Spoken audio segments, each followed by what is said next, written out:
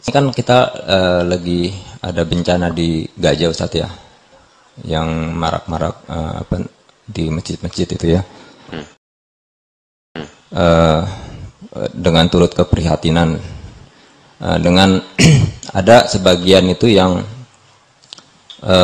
menyuruh kita untuk memboikot produk-produknya Amerika sama Israel, jangan kita pakai gitu Ustadz.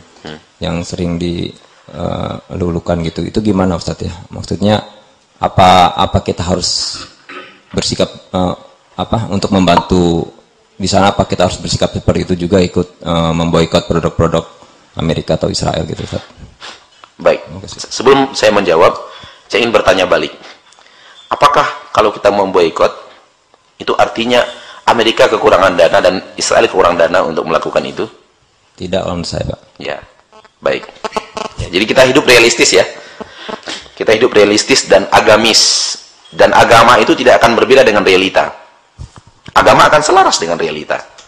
Apapun yang kita kaji dalam agama itu tidak akan bertolak belakang dengan realita. Karena agama itu datang dari Allah, realita pun Allah yang mentakdirkan. Ya, jadi begitu. Baik. Sekarang terjadi penyerangan ke Gaza. Kita mengutuk aksi Yahudi, aksi Israel yang didukung secara moral oleh Amerika dan sekutu-sekutunya, antek-anteknya. Dan kita mengutuk seluruh aksi penyerangan kepada umat Islam dimanapun, bukan hanya di Palestina. Walaupun Palestina sekarang ini yang paling marak sedang dibicarakan orang.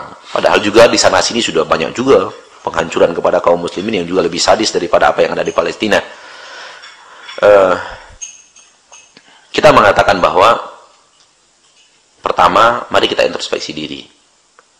Mari kita introspeksi diri. Kelemahan umat Islam ini penyebabnya apa? Penyebabnya apa? Jawabannya adalah penyebabnya maksiat. Kaum muslimin yang ada di Palestina pun tidak lepas daripada perbuatan maksiat.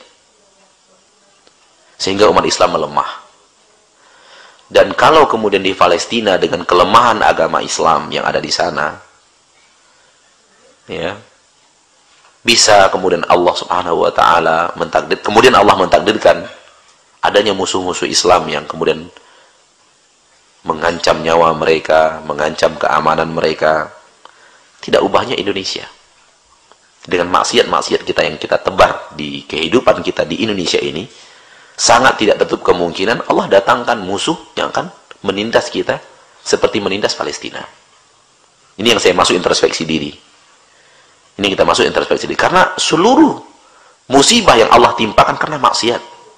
Allah berfirman, "Ma asabakum min musibatin fabima kasabat aydikum wa ya'fu an katsir." Apapun musibah yang menimpa kalian, itu disebabkan perilaku kalian, perbuatan tangan kalian, dan yang Allah maafkan lebih banyak. Atau mungkin tidak musuh, tapi bencana alam yang tidak kunjung berhenti. Itu juga bahagian daripada penghancuran, ketidaknyamanan, ya.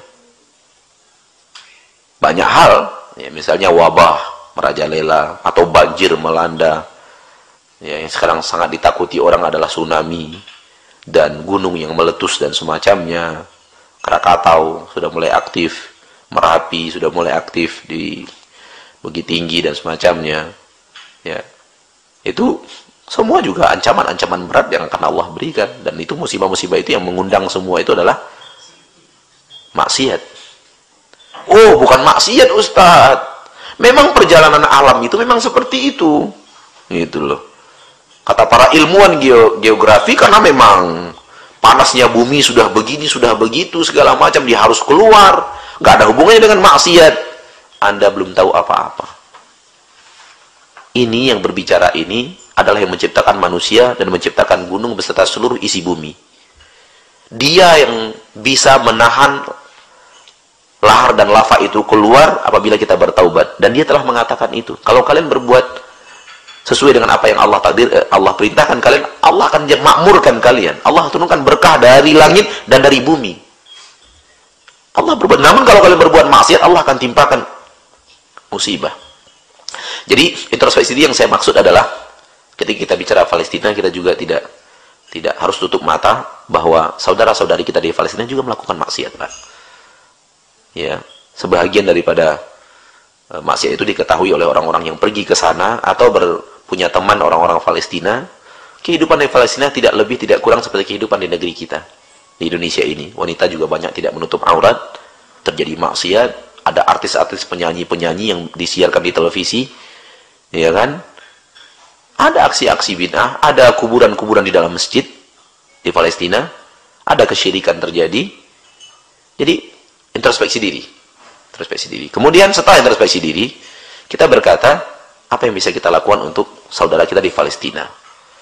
Minimal yang kita lakukan doa. Berdoa kepada Allah agar Allah menghindarkan mereka dari mara bahaya. Apa kita harus terjun ke Palestina, membela mereka? Terserah kalau ada sanggup. Kalau sanggup silahkan. Dan itu tidak ada kewajiban dalam arti kata bahwa setiap individu harus wajib berangkat ke Palestina membela. Ya. Kita mau bela apa? Apa bisa kita stop roketnya Israel gitu? Atau kita akan menjadi korban bidik daripada itu juga gitu. Jadi berbuatlah sesuai dengan realita yang ada. Baik, sekarang aksi berbuatnya adalah boikot produk Amerika. Karena Yahudi dan Israel didukung oleh Amerika. Atas alasan apa pemboikotan itu? Atas alasan apa dulu? Baik, kemudian apa itu akan memberikan solusi? Apa itu akan memberikan solusi? Pertama, atas dasar apa? Kalau atas dasar agar ekonomi Amerika melemah, rasanya aksi individu tidak ada arti. Rasanya aksi individu tidak ada arti. Atau aksi sebagian kelompok agama Islam tidak akan memberikan arti apapun untuk memboikot ekonomi Amerika, agar Amerika tidak bisa bantu Yahudi.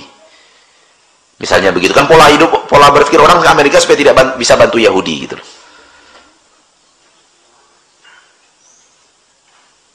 Kalau memang aksi boikot itu bermanfaat, silahkan. Tapi manfaatnya akan terjadi apabila memang dilakukan secara besar-besaran oleh umat Islam di seluruh dunia. Indonesia, semuanya, mulai dari pemimpinnya, membuat keputusan boikot seluruh produk Amerika. Malaysia melakukan hal yang sama. Arab Saudi melakukan hal yang sama. Kuwait melakukan hal yang sama. Qatar melakukan hal yang sama. Bahrain melakukan hal yang sama. Sehingga Amerika kesulitan untuk menjual produknya. Pabrik-pabrik yang notabene Amerikaisme tutup. Alat-alat mereka tidak bisa dijual. Alat-alat safety mereka tidak bisa dijual. Dolar mereka berhenti. Kalau bisa, silakan. Saya setuju. Kalau itu dasar pemboikotan. Tapi apa yang bisa dilakukan? Makanya saya berkata realistis. Apa bisa dilakukan? Apakah aksi individu tidak mau belanja Amerika dalam aksi memboikot produk Amerika itu adalah solusi untuk membuat tidak ada penyerangan sedikit pun? Jawabannya juga tidak kan, Pak? Dan untuk memboikot Amerika dalam konsep yang kita katakan tadi, Indonesia, Malaysia, negara-negara Muslim lainnya, Pakistan, India, Pakistan kemudian mana lagi, itu semua memboikot juga sesuatu yang sangat sulit untuk diterapkan dalam kehidupan. Kemudian kalau dasar pemboikotannya adalah agama, dasar pemboikotannya adalah agama, yang tadi menghentikan roda ekonomi Amerika. Kalau ini dasar pemboikotannya agama, dan ini dilakukan orang loh, Pak. Sebagian orang melakukan dasar pemboikotan itu adalah agama. Kata mereka, membeli produk Amerika haram. Mereka bermaksud memboikot produk Amerika dengan dasar agama, haram.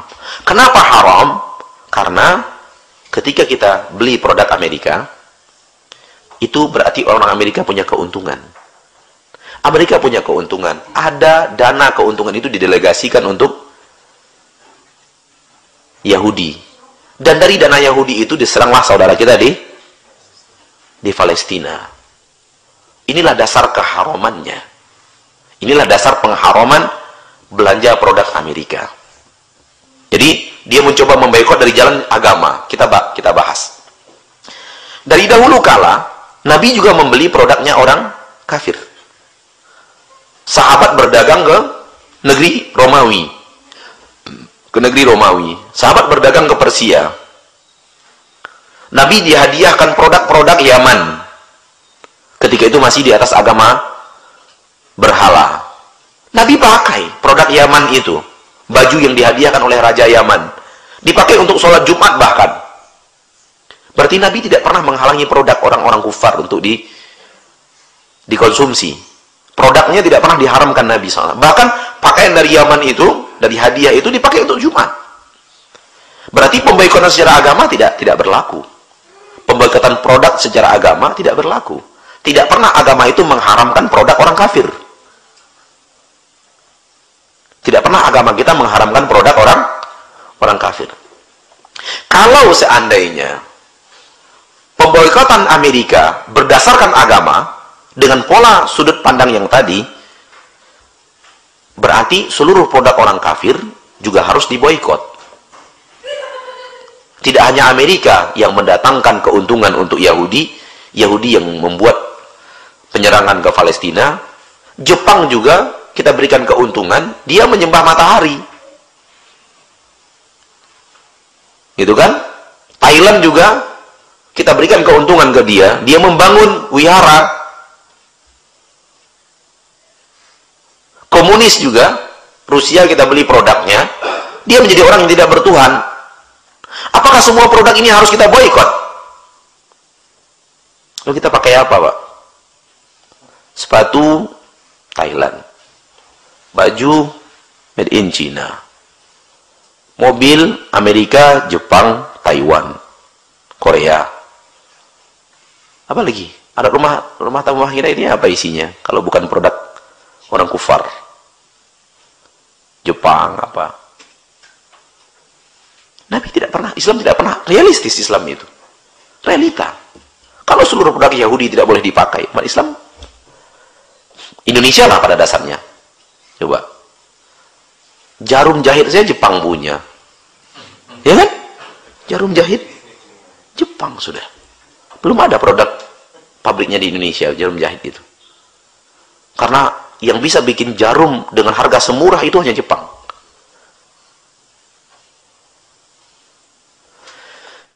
Jadi dengan pemboikotan seluruh karena kekafiran, ya kita nggak bisa apa-apa. Oleh karena itu agama Islam tidak pernah menyuruh boikot produk.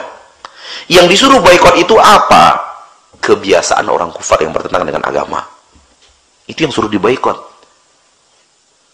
Kebiasaan mereka minum khamar, kebiasaan mereka membuka aurat, kebiasaan mereka menyembah berhala, kebiasaan mereka laki perempuan campur aduk, kebiasaan mereka berzina, kebiasaan mereka selingkuh, kebiasaan mereka mabuk-mabukan sudah tadi, kebiasaan mereka nyanyi-nyanyian, kebiasaan mereka konser-konseran, kebiasaan mereka apa lagi?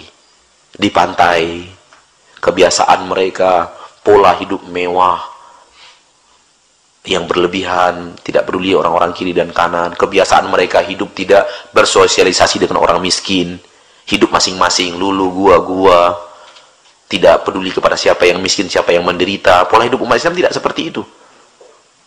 Kata Nabi SAW, tidak beriman seseorang yang tidur dalam keadaan kenyang, sementara dia tahu tetangganya tidur dalam keadaan lapar. Pola hidup lidah tidak terkontrol, pola hidup orang kufar. Pola hidup sogok-sogokan, pola hidup keamanan bisa dibeli, hukum bisa ditawar-tawar. Itu pola hidup orang kufar semua. Itu yang dilarang oleh syariat. Bukan produknya. Bukan produk teknologinya. Produk teknologi dibolehkan. Silakan ambil, silakan pelajari produk teknologi. Yang tidak boleh itu millah. Walan tardha 'ankal yahudu walan nasara hatta tattabi'a millatahum. Tidak akan ridho orang Yahudi dan Nasrani sampai kalian mengikuti millah mereka, cara beragama mereka, cara pola hidup mereka, cara berpakaian mereka, cara bermuamalah mereka, cara bermasyarakat mereka. Dan sekarang umat Islam boikot produknya, mempersilahkan pola hidupnya. Di Indonesia ini, Pak, kita berusaha sekarang itu memboikot produk, tapi kita welcome untuk apa? Pola hidup. Orang Amerika konser-konseran, kita pun meniru konser-konseran. Amerika wanitanya berpakaian, para penyanyinya seperti itu, kita mulai meniru. Joggingnya seperti itu, kita mulai meniru. Pestanya seperti itu, kita mulai meniru. Pergaulannya seperti itu, kita mulai meniru. Di pantainya seperti itu, kita mulai meniru.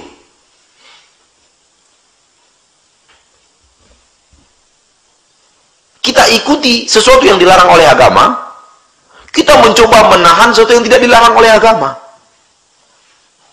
Yang dilarang oleh agama itu meniru pola beragama, pola bergaul, prinsip-prinsip yang tidak benar. Kita mulai terapkan itu dalam kehidupan kita. Indonesia, kita bicara Indonesia, realistis.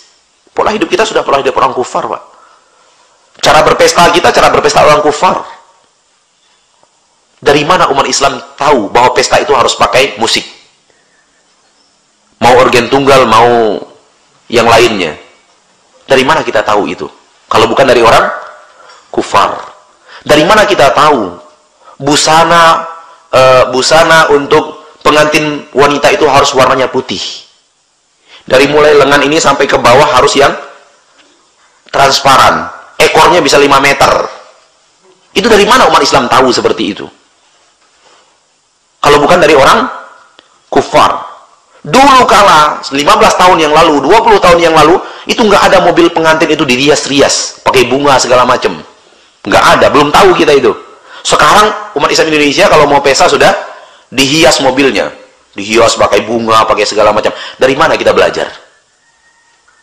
Orang kufar. Dari mana kita belajar pengantin itu harus dipajang? Orang kufar. Pola hidup mereka kita tiru. Kemudian tamu yang diundang dengan pola pakaian seperti itu, juga pola hidup orang kufar. American Idol buat, Indonesia buat Indonesian Idol. Amerika Talent, Indonesia buat Thailand. Apa award Amerika, kita buat Panasonic Award. Pola hidup kita tiru. Blek sudah kita tiru sudah di Indonesia ini. Ratu kecantikan, kita juga ikut nimbrung ngutus ratu kecantikan kita. Tidak pernah tembus di sana, kita buat di lokal ratu kecantikan Indonesia, putri Indonesia dan semacamnya. Pola hidup orang kufar ditiru. Blek sudah. Amerika punya Take Me Award. Take Me Out apa? Indonesia bikin lagi Take Me Out Indonesia. Tiru sudah. Dalam pola-pola, bahkan dalam pola-pola apa namanya, dalam pola-pola kuis pun dibuat. Ya. Miliarder apa namanya? Indonesia bikin lagi pola yang sama. Tiru sudah. Tiru. Ini yang dilarang sebenarnya oleh agama kita, bukan produknya. Oleh karena itu hal yang sangat menarik apa yang dikatakan Syekh Muhammad bin Shalih Al-Utsaimin. Kata beliau, umat Islam ini sudah keliru. Ketika bicara orang kufar, itu bicara sains dan teknologi. Lihat Amerika sudah bisa bikin pesawat ulang-alik. Lihat Amerika sudah bisa bikin satelit. Lihat Amerika sudah bisa hidupnya itu bersih kotanya. Transportasinya sudah tertata dengan baik, segala macam. Yang dibicarakan itunya, yang ditiru bukan itu. Anda yang ditiru sains dan teknologi, bagus sekali. Bicara orang kafir punya sains dan teknologi, lalu kita tiru sains dan teknologinya, itu bagus. Lakukan coba. Umat Islam Indonesia punya pesawat ulang-alik. Kita punya tahu bahwa Amerika, Jepang punya mobil. Indonesia buat mobil. Toh konsumennya kita banyak. Kalah konsumen Jepang.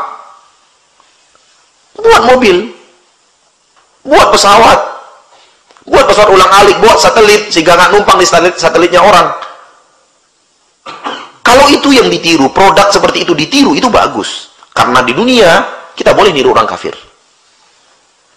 Secara dunia kita boleh niru orang kafir. Dulu kaum muslimin ketika menyerang Persia, itu niru alat orang Persia. Alat pelontar itu. Yang meluluh lantakkan tembok-tembok orang-orang kufar itu. Dengan senjata pelontarnya. Itu niru orang kafir, senjata orang kafir. Nggak ada masalah. Tiruan teknologi nggak ada masalah. Yang dilarang itu niru millah. Nah, di kita, realita mengatakan bahwa pola hidup orang kufar. Namun kemudian kita teriak-teriak untuk boikot produk. Seharusnya kita tiru produk. Kita tiru produk. Namun kita boikot apa? Millah, pola hidup. Pola beragama, pola bermasyarakat, pola rumah tangga, pola bersahabat, pola bertetangga, pola bersahabat, pola berpacaran kita jauhkan kehidupan kita. Apalagi coba? Majalah kita seperti majalah mereka. Televisi kita seperti televisi mereka. Bahkan orang-orang yang tinggal di Amerika mengatakan Indonesia lebih vulgar. Koran kita seperti koran mereka. Meniru sudah. Jadi ini yang harus kita jauhi, bukan produknya. Soal produk, dari dulu mah Nabi memakai produk orang kufar, Pak. Baju apa segala macam, produk orang kufar. Gak ada masalah. Jadi itu dia yang jadi masalah. Kita bukan benci, kita bukan cinta Amerika ketika kita mengatakan boleh memakai produk Amerika. Karena kebutuhan umat Islam juga kepada produk itu tergantung tinggi, Pak. Mana sekarang alat-alat Indonesia yang bisa untuk apa? Minyak gitu loh. Semua alat didatangkan dari Amerika atau yang lainnya dari negara-negara maju. Kita belum punya alat yang bisa sampai kepada titik itu dan semacamnya. Dan sementara kita butuh untuk apa namanya, eksplorasi minyak kita untuk kebutuhan umat Islam dan semacamnya. Namun coba hidup berpola Islam, jauhkan korupsi, jauhkan apa namanya, hukum yang bisa ditawar, bisa diperjualbelikan. Itu kan pola Islam kan sebenarnya, yang juga di sana diterapkan oleh mereka. Mereka jauhkan diri mereka dari korupsi, mereka jauhkan negara mereka dari hukum yang bisa ditawar-tawar, dijual-perjualbelikan. Itu sebenarnya kita bertahan di prinsip agama kita. Namun sekarang kita tidak tiru mereka itu, namun kita melangkah kepada hal yang sebenarnya dulu mereka lakukan, lalu mereka hancur, lalu mereka benahi kepada titik yang mendekati agama Islam, walau tidak 100%. Sementara kita dulu punya program itu. Program hukum tidak dijual beli sehingga keamanan itu, kekuatan hukum itu betul-betul kuat. Sehingga Nabi mengatakan, seandainya Fatimah anak Muhammad yang mencuri, aku yang akan memotong tangannya. Itu kekuatan hukum. Kita tinggalkan itu, kita tiru pola orang-orang kufar dahulu yang mereka itu anjlok dengan pola mereka. Misalnya Cina dulu korupsi. Mereka keluar dari sogok menyogok sehingga mereka bisa maju. Nah, kita sogok menyogoknya itu yang kita tiru misalnya. Ya, hancur kita sebagaimana hancurnya mereka dahulu. Seperti itu. Jadi memang begini, Pak. Kembali kepada Palestina tadi, bahwa kita sedih saudara kita ditindas. Kita sedih, kita benci kepada mereka-mereka yang menindas kaum muslimin dimanapun. Dan kita juga menasihati saudara kita yang ada di Palestina, kembalilah ke jalan Allah.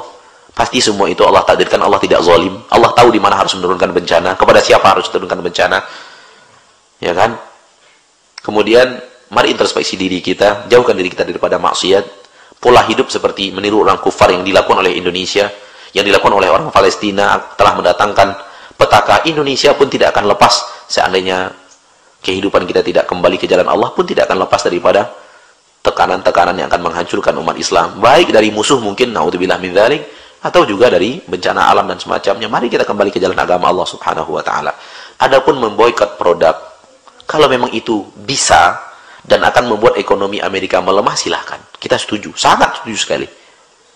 Tapi kalau aksi individu, aksi parsial dari kelompok-kelompok kecil, itu tidak ada artinya sama sekali. Dan itu pun bukannya dianjurkan secara syariat. Tidak diperintah secara syariat. Sungguh pun sebegitu, saya secara pribadi mengatakan, kalau kita berusaha untuk tidak membeli produk Amerika, kita pribadi saja, malas saya beli produk Amerika, saya beli produk yang bukan Amerika, nggak ada masalah, boleh, silakan. Tapi jangan yakini itu sebagai agama. Agama kita tidak melarang membelinya. Kita akhiri dengan sebuah contoh menarik. Di kota Madinah ada orang yang punya anak muda, punya pikiran seperti itu. Kan itu semangat anak muda itu. Jadi dia datang ke sebuah toko. Marah-marah kepada penjual toko. Kenapa toko ini menjual Pepsi? Ini Pepsi ini kan produknya Amerika. Marah-marah dua orang anak muda. Kemudian penjual toko itu telepon Syekh Saleh Suhaimi. Yang cerita kepada kita itu Syekh Saleh Suhaimi. Syekh Saleh Suhaimi di kota Madinah. Syekh, kebetulan rumahnya tidak jauh daripada rumah yang telepon itu, tetanggaan. Syekh, saya bingung ini. Kenapa? Ada dua orang pemuda marah-marah di toko saya. Kenapa marah-marah? Saya jualan Pepsi gitu loh. Ada showcase gitu, Pepsi gitu, nongkrong di toko saya. Dia marah-marah, ini produknya Yahudi, kamu harus buang produk Amerika, nggak boleh kamu jual, kamu harus hancurkan ini. Oh gitu ya, kata Syekh. Ini kan produk ya. Sementara produk dalam agama kita tidak haram untuk dikonsumsi dan dijual belikan. Kata Syekh, kira-kira pemuda dua orang itu jalan kaki ke toko kamu atau pakai mobil? Pakai mobil, Syekh. Kamu keluar dulu, lihat mobilnya apa. Begitu keluar dilihat Ford. Gampang, kata Syekh. Bilang sama dua pemuda itu, hancurkan dulu mobilmu, itu produk Amerika, saya hancurkan Pepsi saya. Hancurkan dulu sekarang di depan saya mobilmu ini produk Amerika ini. Saya hancurkan Pepsi saya. Adil kan?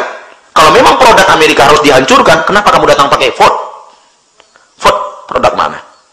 Amerika. Kalau boleh, adil dalam bersikap, itu produk Ford itu lebih banyak mendatangkan keuntungan dibanding Pepsi. Kita sumbang keuntungan dengan Pepsi. Berapa sih yang bisa kita sumbangkan keuntungan dengan Pepsi dari toko kita kepada Amerika? Tapi ketika kita beli Ford, ceritanya berbeda, Pak. Kalau dengan Pepsi kita menyumbang setengah peluru, kalau beli mobil, kita menyumbang setengah rudal. Loh, kenapa rudalnya kita halalkan, kemudian pelurunya kita haramkan? Aneh kan? Jadi begitu, Pak. Jadi tidak dilarang itu adalah produknya. Namun yang terlarang itu adalah millah. Itu yang harus kita jauhi. Umat Islam sekarang sudah masuk kepada dunia mencontoh luar biasa. Pola hidup orang kufar. Lihat hidup kita, Pak. Perlahan tapi pasti nambah. Pakaian kaum wanita sekarang dibanding pakaian kaum wanita 30 tahun yang lalu, sama, Pak? Mengarah kemana? Pakaian orang kafir. Kita tidak tahu bagaimana 30 tahun yang akan datang. Pola berwalimah kita 30 tahun yang lalu beda dengan pola walimah sekarang. Kemana arahnya? Orang kafir. Umat Islam sudah mengenal standing party. Umat Islam sudah mengenal pesta di pinggiran kolam berenang.